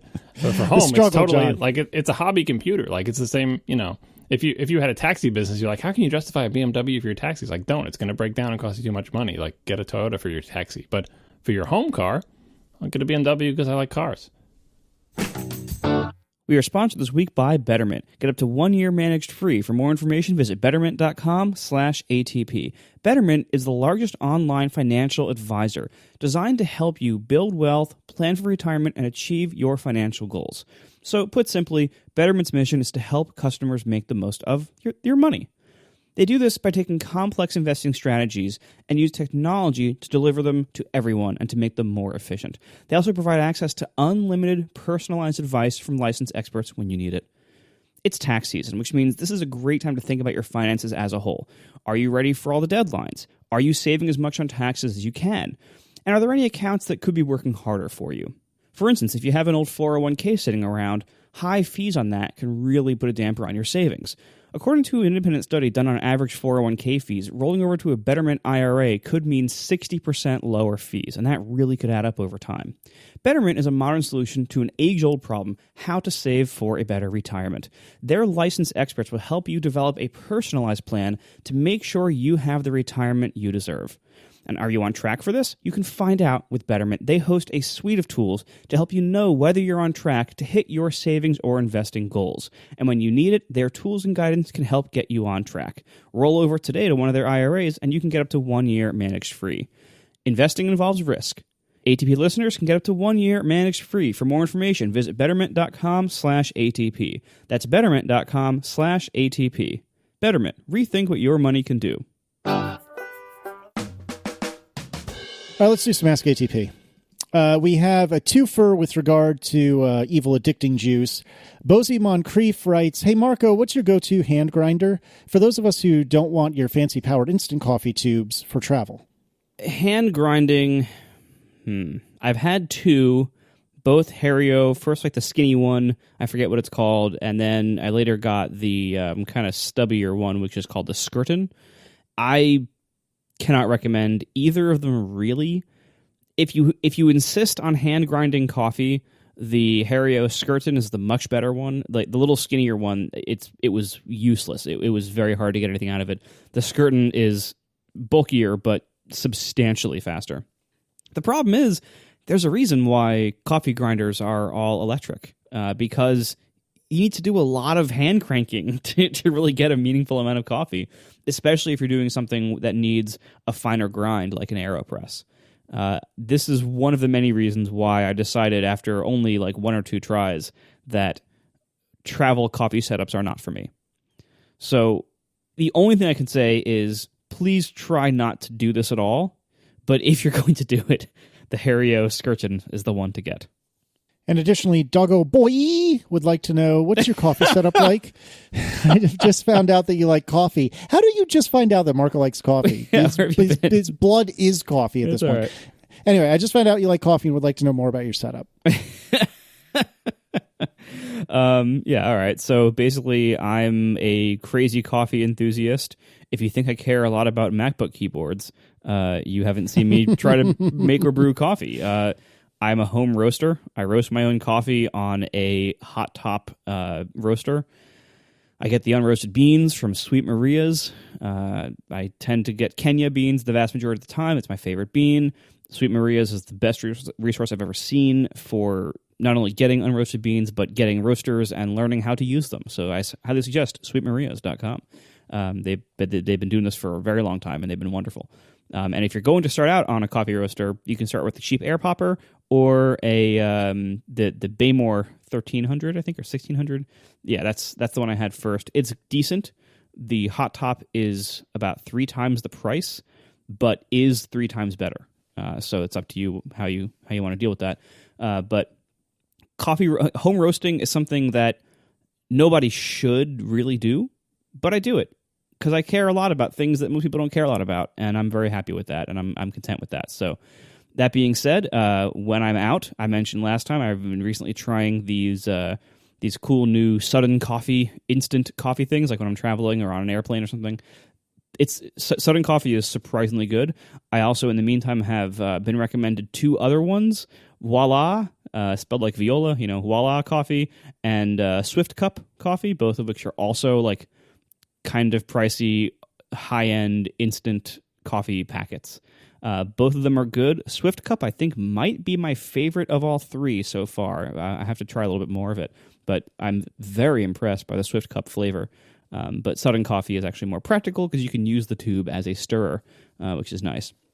Anyway, at home, when I'm using my home roasted beans, I grind them with a Baratza Virtuoso, and I put them in an AeroPress, and I use a fairly imprecise inverted AeroPress method. And I use a electric kettle to pour hot water into it. That's about it. That's my coffee setup. I press the coffee into a mug, and then I drink it. Usually I'm making coffee for me and Tiff at the same time, so I use 2 AeroPresses in parallel, one in each hand, and it's totally fine. I've tried pretty much every way I know of to brew coffee. I've tried French presses, drip pots, good drip pots, bad drip pots. Butter. I have tried the butter. That's terrible. I have tried the what's the big expensive? Oh, the Clover machine. I've tried the Clover machine both at a real coffee shop and then later at Starbucks. I've tried lots of different brew. I've tried a vacuum brewer. I have tried so many different ways to brew coffee, and what it comes down to is the best way to brew 1 cup of coffee, or 2 if you're willing to operate 2 in parallel, is the AeroPress. The best way to brew more than that is the Hario V60 pour over cone into whatever vessel you feel like. That's it. All right. Bryce Minty would like to know, I'm finally getting around to replacing that awful Fios set-top box at my house. Which TiVo are you using, John? I'm not sure if the $750 for a new bolt in lifetime service is really worth it. Kind of like Apple's laptops, TiVo line is not at a great place right now because all of their newest machines are using this incredibly stupid bent box design. Like it looks like a regular set-top box, but imagine you bent it, like and not even in the middle, so it makes this kind of like weird inverted V shape. The bend is stupid, and you can't stack stuff on top of it. But worse than the bend, much worse, is the fact that the thing is very small, and so they have a low diameter fan in it that has to spin very fast and makes a very annoying high pitched noise. So all of the bent box TiVos are noisier than the much larger flat box TiVos that they replaced, which is a shame because the top end TiVo, the top end bent box TiVo, I have one that, well, actually it's not top end anymore now that I have that Vox thing, but I think it's basically the same except for voice control. They are otherwise very good. They are fast. They're small. The interface has not been entirely ruined by this new interface that they're trying to roll out. I still haven't gotten the new interface, but it looks pretty gross, but the old one is good. Like, it is a good product. It is a good TiVo, except for the fact that the box is bent and it makes lots of noise. If you can find a Romeo Pro, which I also have one of, it is not quite as fancy as the latest bent box ones, but it's still plenty fast. It is way bigger, ridiculously bigger, which is kind of a shame, but it is quieter. So there is no perfect TiVo to get. I would say that if you have like an entertainment center or someplace where you're not going to hear the fan or you don't care about fan noises or whatever, then the stupid vent box top of the line TiVos are still pretty good TiVos. But if you care about the noise or want to save some money, look into a Romeo Pro if you can find one, because they are much more conventional and straightforward and flat and slightly quieter. Excellent. And finally, KG writes, what kind of clipboard management apps are you using, if any, on your Macs? I use Alfred as my both app launcher as well as, kind of do everything machine. And it includes some very basic clipboard, like history and management and stuff like that. That has been great. It is exactly what I want and nothing more. And that has worked really well for me. I did beta test Pastebot, which is by the same folks that do Tweetbot and Netbot, RIP. And that was really good, but more powerful than what I personally wanted. It can do things like, filter or like, modify what you've copied. And maybe if I spent the time, I would end up deciding, I actually really do like this. But for my needs, it was overkill for what I'm looking for from it. Marco, do you have any sort of clipboard management setup? Yeah, I actually really, really love clipboard management. Like I came fairly late to it. Like I think I was like most of the way through my job at Tumblr before I started using Clipboard Manager, and I wished I had done it earlier once I got into it because, programming and just general computer use, there is a lot of opportunities to like stack up a couple things in the clipboard and then paste them down somewhere. Like it's the kind of thing like having multiple clipboards or multiple levels to a stacked clipboard is really, really nice in so many types of work on computers. And it's one of the biggest things that I think it's kind of a shame that iOS not only doesn't have it, but probably never will have it. When you're working on iOS, it's one of the biggest things I miss. But I've tried a lot of them. I think I've tried almost all of them. I started out on one called Jump Cut, which was like just a clipboard manager. It was open source back forever ago. I don't know where it is now. And then I later moved on to Launchbar. And I've also back in the day I used Quicksilver as my like fast launcher. Then for a while I just did Spotlight as the launcher, as an almost fast launcher. And then Launchbar kind of combines everything into one app for me. It is a super fast launcher and also my favorite clipboard manager. And I know Alfred and there's a bunch of other ones out there now. I'm sure they're all great. Just Launchbar happens to be the one that meshed best with me and the way I like it to work and the way I like it to look and behave and everything else. So I use Launchbar for that, and kind of like what you said, Casey, I'm a heavy but shallow user of it. Like yeah. Mm-hmm. I use it constantly. I heavily use the crap out of it, but I only scrape the surface of the available features. I literally only use it to like launch apps, find emoji to paste into things, which is a fairly recent thing, and use multiple clipboards. That's it. I don't do anything where you can hit a different key and send it to another workflow or send it to a script or capitalize it in this way. Like I don't do any of that. It's only an app launcher and a clipboard manager for me. And that's it's whatever it costs. I think it's like $40 or $50, whatever it costs. It's totally worth it just for that because it is such an incredible part of my workflow doing pretty much everything because of that clipboard manager. It's so good. That being said, if you don't want to spend that much, there are alternatives, as both of us said. But I highly suggest whatever clipboard manager you end up with, if you don't use one, try one. If you do anything on a Mac ever, try a clipboard manager. Because once you get into the habit, it's like, so much of modern work is copying and pasting stuff like from one place to another. And it's so nice to be able to like copy 3 things and then go to the other app and paste 1, paste 2, paste 3. Like to not have to go back and forth so much. It's such a revolution in how you use your clipboard. You will wonder how anything ever doesn't use, like how anyone gets around not using a clipboard. It's almost as big of a change as having a clipboard versus not having a clipboard. Like the very first time you were like when we were all learning how to use computers, that first time you discovered the clipboard and that you could copy and paste things, it's almost that big of a deal once you can have like a little history or a stack. John?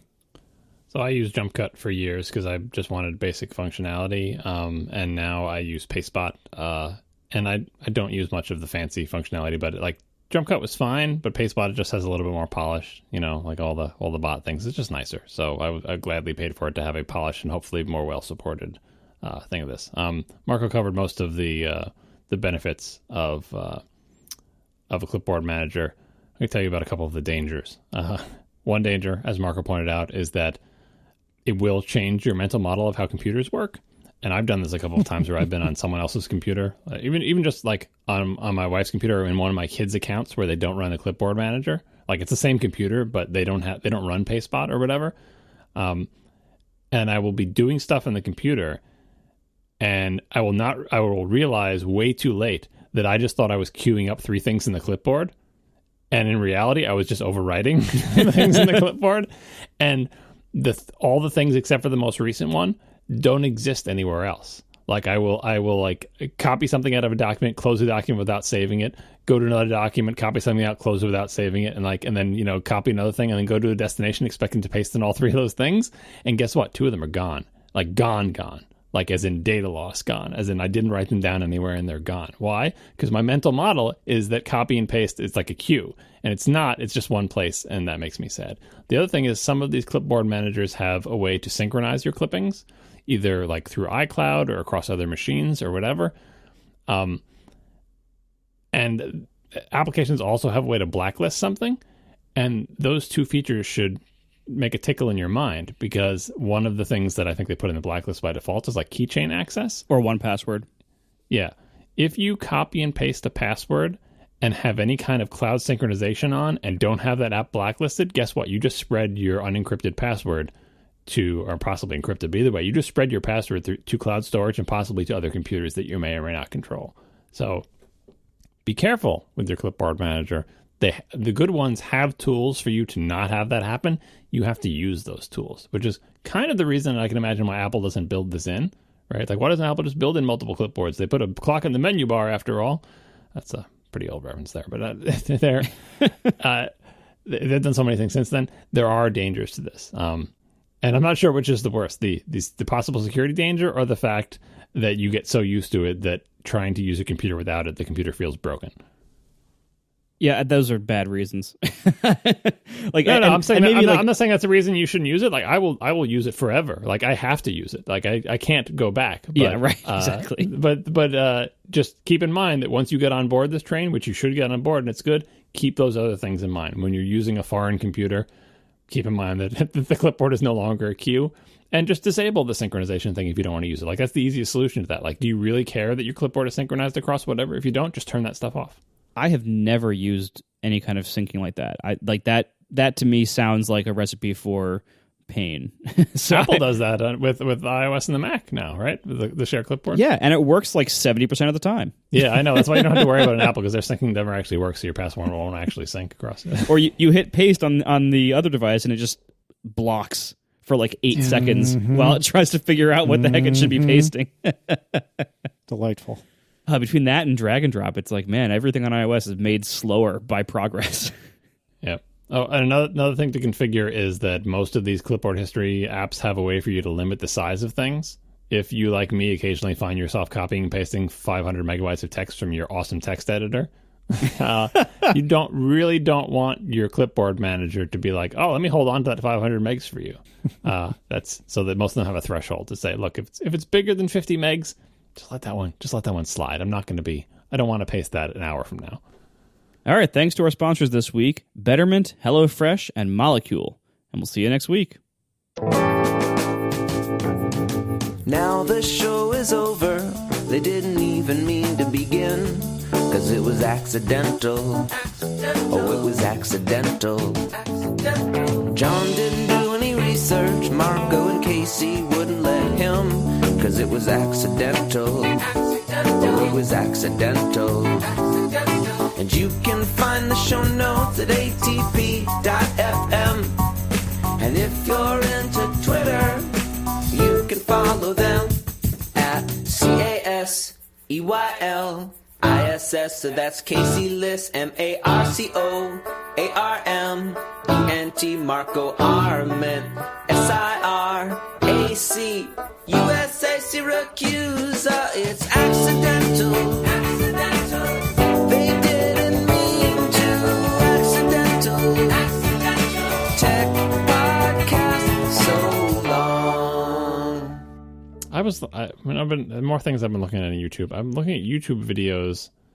Where did I find it? Some video that was talking about straight cut gears in race transmissions and why they're better. I was so frustrated at the video not explaining to me adequately explaining to me why they're better that I was just like Googling for like race transmission straight cut gears on YouTube. I'm like, what does YouTube think of what? I don't know how I ended up here, but then I ended up on this rat hole of like technology explainer videos, and I found a lot of them very frustrating. Like popular videos that are very poor quality. Like you start going into the dark corner of YouTube is the completely incorrect, bogus how planes fly videos. Right? It's kind of like I feel like the conspiracy theories about how the Earth is flat and stuff, and like kids are finding them. Like, kids, don't watch this video. That's not how planes fly. And like there are videos out there explaining why all the other videos telling you how planes fly are wrong, but they're not as high in the search results as the bogus one. It's very upsetting. Anyway, that's like both a fun corner of YouTube, technology explainer videos, but also just filled with garbage. Like really bad low-res computer animations that they probably didn't make with like a computer voice talking over it, like the old Fred voice, not like Siri, but like the old Fred voice talking over it. Like they couldn't even get a human. I guess these might be machine generated. I don't know. Or from like, yeah, I don't understand it. I don't understand who's watching them, but they seem to have like, they come up high in the search results. I wish I was like vote them down and say, hide this and never let another human see it because it's bad. But they're good ones too. Remember, the classic good one is like, I think we've all seen this, that one from the 50s or the 60s explaining how like a transmission works. Or that was, I forget what it was explaining. It was like from GM or something. And it's like that black and white, it's kind of like film strip from school in the 60s. But it was the first thing that I ever saw that explained to me how like a traditional geared differential works. Despite having like assembled and used many of them on remote control cars, it never quite clicked in my brain. It's like, yeah, but how did this work? And this one did it from like first principles with like Tinker Toys. I'm like, oh, now I get it. And it finally all came together. I'm like, this is how every engineering explainer. I got to go find that one.